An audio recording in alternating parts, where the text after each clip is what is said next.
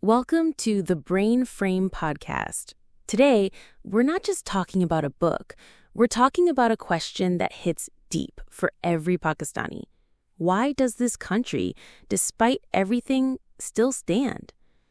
Yeah, if you just read the headlines, you'd think Pakistan is always on the edge. Military coups, corruption, religious extremism, inflation, floods. Yet, somehow, it doesn't fall. And that's where Anatol Lieven steps in. His book, Pakistan, A Hard Country, doesn't just explain the surface chaos. It goes under the skin. It explains the contradictions, the quiet logic, the resilience. And honestly, reading it was like someone held up a mirror, not just to the country, but to us. Let's just start with that title, A Hard Country. What do you think he meant? It's not hard as in tough or cool. It's hard to govern, hard to understand, hard to break.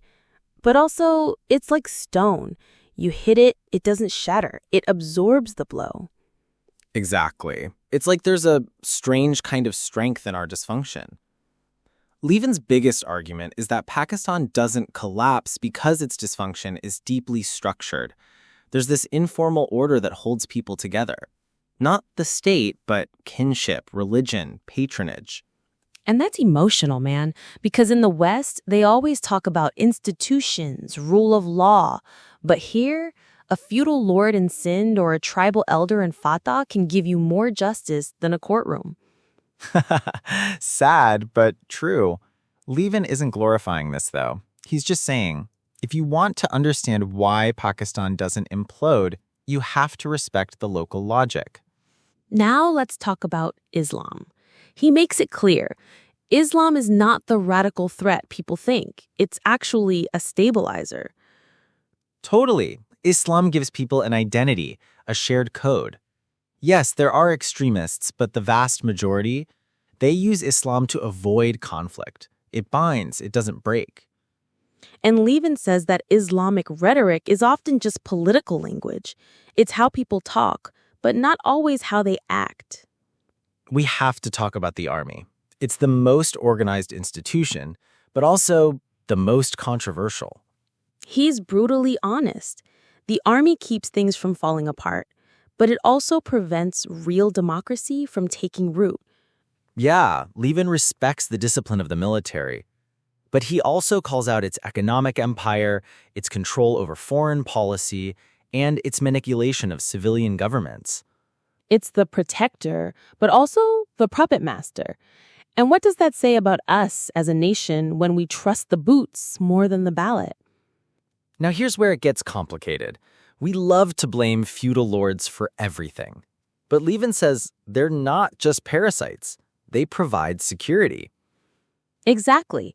In rural Pakistan, if your cousin or landlord protects you from police brutality, gets your son a job, or settles a land dispute, who needs the state? It's a broken system, but it's a real system. And until the state actually delivers, people won't let it go. One powerful section, he explains why Pakistan is not like Afghanistan or Iraq. Yes, because it's deeply rooted.